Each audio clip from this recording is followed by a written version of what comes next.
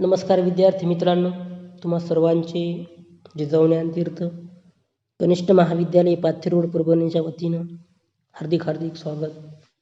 विद्यार्थी मित्रांनो, आपण 12वी इतिहास या विषयाच्या माध्यमातून 11वा जो पाठ आहे बदलता भारत भाग 1 या पाठामध्ये आपण काल भारताच्या विविध क्षेत्रामध्ये जे काही बदल झालेले आहेत स्वातंत्र्यानंतर त्या बदलांचा आपण आढावा घेत आहोत. आणि आपण काल ग्रामीण भागाच्या विकासाचा अभ्यास त्या ठिकाणी करत आहोत. ग्रामीण क्षेत्राच्या विकासासाठी काय काय योजना स्वातंत्र्यानंतर भारत सरकारनं राबवल्या त्या योजनांची माहिती आपण घेत आहोत. आणि आपण कालपर्यंत जवळपास 6 योजनांची माहिती कालपर्यंत घेतली. त्यामध्ये पहिली योजना आपण बघितली प्रधानमंत्री रोजगार योजना, त्यानंतर सुवर्ण जयंती ग्रामीण स्वयंरोजगार योजना, जवाहर ग्राम समृद्धी योजना, संपूर्ण ग्रामीण रोजगार योजना आणि राष्ट्रीय ग्रामीण रोजगार हमी योजना या योजनांचा आपण काल आढावा घेतला. आज आपण ग्रामीण भागाच्या विकासासाठी सरकारनं सुरू केलेली पुढची जी योजना आहे तिचं नाव आहे कृषी व पशुधन विकास योजना. कृषी आणि पशुधन यांच्या विकासासाठी आणि यांच्या विस्तारासाठी शासनानं काय नेमक्या योजना आणलेल्या आहेत त्याची माहिती आज आपण या ठिकाणी घेणार आहोत. आणि त्यासोबतच प्रधानमंत्री ग्राम सडक योजना त्याचीही माहिती आज आपण या ठिकाणी घेऊया. तर अगोदर आपण कृषी आणि पशुधन विकासासाठी ग्रामीण भागातील कृषी आणि पशुधनाच्या विकासासाठी सरकारने नेमके काय प्रयत्न केलेत, काय योजना सुरू केल्यात त्याची माहिती अगोदर आपण घेऊ. बघा, बदलत्या भारताबरोबरच भारतातील कृषी क्षेत्रसुद्धा बदलणं अतिशय महत्त्वाचं आहे. ती भारताच्या विकासासाठी एक महत्त्वाची बाब आहे आणि ते प्रगतीचं एक द्योतक त्या ठिकाणी मानलं जातं. आणि म्हणून 2011च्या जनगणनेचा जर आपण अभ्यास केला तर 2011च्या जनगणनेनुसार भारतातील एकूण लोकसंख्येपैकी सुमारे 54% लोकसंख्या ही कृषी आणि कृषीशी संबंधित असणाऱ्या क्षेत्रावर त्या ठिकाणी अवलंबून होती. आपला उदरनिर्वाह ती त्या ठिकाणी भागवत होती. आणि म्हणून 54%च्या आसपासची लोकसंख्या कृषी आणि कृषी संबंधित क्षेत्राशी निगडीत आहे. आणि म्हणून भारत सरकारनं मुद्रा स्वास्थ्य कार्ड योजना ही योजना सुरू केली. या योजनेद्वारे मुद्रा स्वास्थ्य कार्ड योजनेद्वारे जमिनीची सुपीकता वाढवावी, उत्पादन वाढवावं हे उद्दिष्ट भारत सरकारनं ठरवलेलं आहे. आणि म्हणून प्रधानमंत्री कृषी सिंचन योजनेअंतर्गत कृषीसाठी पाण्याची उपलब्धता करून देणे, सिंचनासाठी अधिकाधिक सुविधा उपलब्ध करून देणे याला केंद्र सरकारनं त्या ठिकाणी प्राधान्य दिलं आहे. आणि पाणी पुरवठ्याच्या वेगवेगळ्या योजना शेतकऱ्यांसाठी सरकार राबवत आहे. कृषी विकास योजनेअंतर्गत सेंद्रिय शेती आणि शेतकऱ्यांचे उत्पन्न वाढवणे हा एक महत्त्वाचा असा उद्देश देशाच्या सरकारचा आपल्या दिसून येऊ शकतो. एवढंच नाही तर प्रधानमंत्री पीक विमा योजना शेतकऱ्यांच्या विकासासाठी सरकारनं सुरू केलेली आहे. आणि म्हणून एखादं पीक अतिवृष्टीमुळं किंवा नैसर्गिक आपत्तीमुळे एखादं पीक शेतकऱ्यांच्या हातचं गेलं तर शेतकरी उद्ध्वस्त होऊ नये म्हणून प्रत्येक पिकाला विमा सरकारनं सुरू केलेला आहे. प्रधानमंत्री पीक विमा योजना आहे. या प्रधानमंत्री पीक विमा योजनेअंतर्गत शेतकऱ्यांचे कल्याण साधण्याचा प्रयत्न सरकारद्वारे करण्यात येत आहे. यासोबतच पशुपालनाला सहाय्य दिलं जातं, डेअरीला सहाय्य दिलं जातं, मत्स्य विभाग, कृषी संशोधन व शिक्षणावर सुद्धा सरकारद्वारे खूप मोठा भर त्या ठिकाणी देण्यात येत आहे. आणि पशुपालन असेल, दुग्ध व्यवसाय असेल, डेअरी असेल किंवा मत्स्यपालन असेल या सर्व विभागांचा विकास करण्यासाठी शासन कटिबद्ध आहे. कृषी सहकार आणि शेतकरी कल्याण असा त्रिसूत्री कार्यक्रम सरकार राबवण्यावर खूप मोठा भर त्या ठिकाणी देत आहे. म्हणजे एकतर कृषी, सहकार आणि शेतकरी अशा 3 घटकांना एकत्रित आणून त्या 3 घटकांचा विकास करण्याचे प्रयत्न सरकारद्वारे खूप मोठ्या प्रमाणावर त्या ठिकाणी केले जात आहेत. 2007मध्ये शेतकऱ्यांसाठी एक राष्ट्रीय धोरण त्या ठिकाणी आखण्यात आलं. कृषीसाठी ज्या विविध योजना तयार करण्यात आल्या त्यांचे दृश्य परिणाम हळूहळू आपल्याला दिसू लागले आहेत. आणि पीक विमा योजनेअंतर्गत एखादं नैसर्गिक संकट आलं किंवा कीटकनाशकांचा विपरीत परिणाम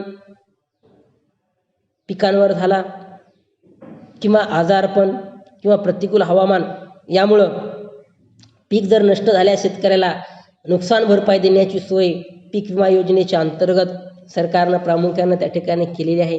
आणि एवढंच नाही तर भारतीय कृषी संशोधन परिषदेची स्थापना करून भारतीय कृषी संशोधन परिषदेच्या माध्यमातून कृषी विज्ञान केंद्रांना प्रोत्साहन देण्यात येत आहे.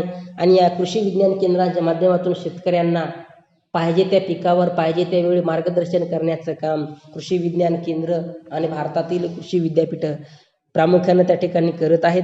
एवढंच नाही तर कृषीविषयक प्रदर्शनांच्या माध्यमातून शेतकऱ्यांपर्यंत नवे तंत्रज्ञान शेतीतील नवनवे प्रयोग पोहोचवण्यात प्रामुख्याने येत आहेत. एवढंच नाही तर भारतीयांनी देशी वाणाची बीजे आणि देशी गोवंश यांना प्राधान्य दिलं गेलं पाहिजे यासाठी अनेक योजना सरकारद्वारे राबवल्या जातात. शेळी या पाळीव प्राण्यासंदर्भात अखिल भारतीय पातळीवर संशोधन करण्यात त्या ठिकाणी आले आहे. आदिवासी पाड्यांमध्ये लोकांचे दैनंदिन जीवनमान सुधारण्यासाठी शेळी या पाळीव प्राण्यांच्या संगोपनावर लक्ष त्या ठिकाणी केंद्रित करण्यात येत आहे. आणि शेळी हा या आदिवासी समाजांच्या जगण्याचा आधार त्या ठिकाणी कसा झाला आहे, शेळी पालनातून आदिवासी समाजाचा विकास कसा होऊ शकतो, त्याचं महत्त्व खेड्यापाड्यामध्ये जाऊन प्रामुख्यानं आदिवासी लोकांच्या पाड्यावर जाऊन ते त्या ठिकाणी सांगण्याचं काम देशाच्या कृषी विभागामार्फत प्रामुख्यानं त्या ठिकाणी केलं जात आहे.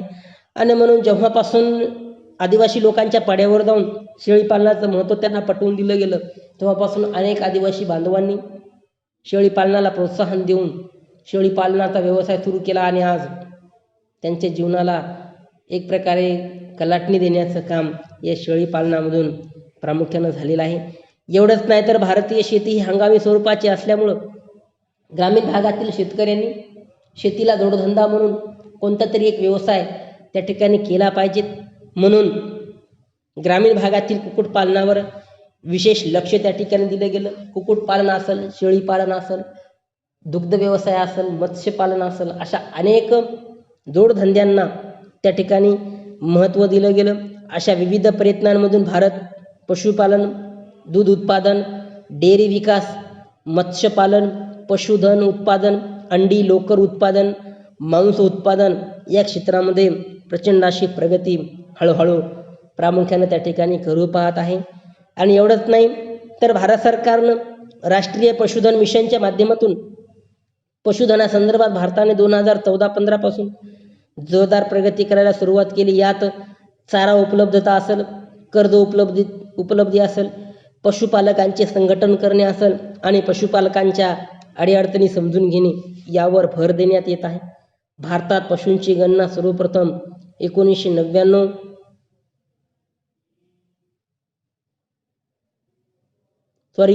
भारतात पशूंची गणना सर्वप्रथम 1919 ते 1920 या कालावधीमध्ये झाली. 2012 मध्ये 19वी पशुगणना करण्यात आली. भारतात पूर्वी मासे पकडण्याचा व्यवसाय महत्त्वाचा होता, त्याची जागा आता मत्स्यपालनाने घेतली आहे आणि मत्स्यपालनाचं क्षेत्र आता वेगाने विकसित होत आहे.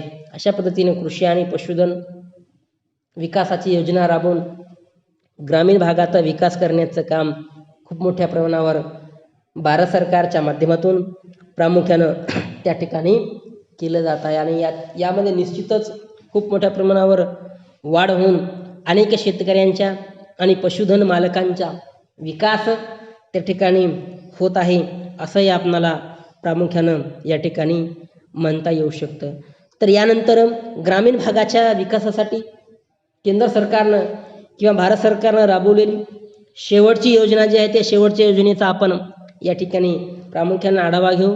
आणि त्या योजनेचं नाव आहे प्रधानमंत्री ग्राम सडक योजना. कारण भारतामध्ये आपण आताच बघितलं की सुमारे 54% लोक शेती क्षेत्रावर अवलंबून आहेत.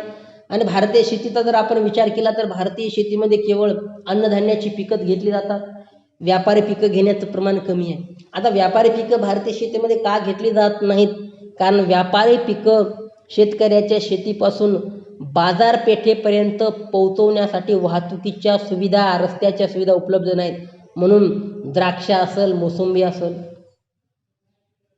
केळी असेल यांसारखी पिकं घेता येत नाहीत.